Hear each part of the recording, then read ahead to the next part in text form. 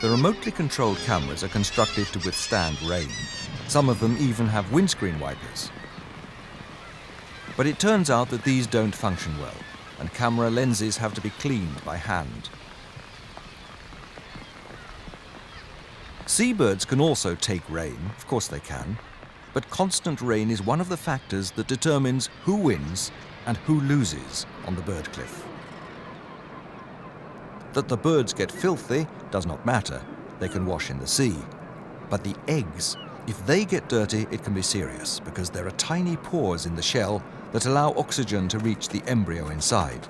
If the shell is too heavily coated with dirt, the embryo will die.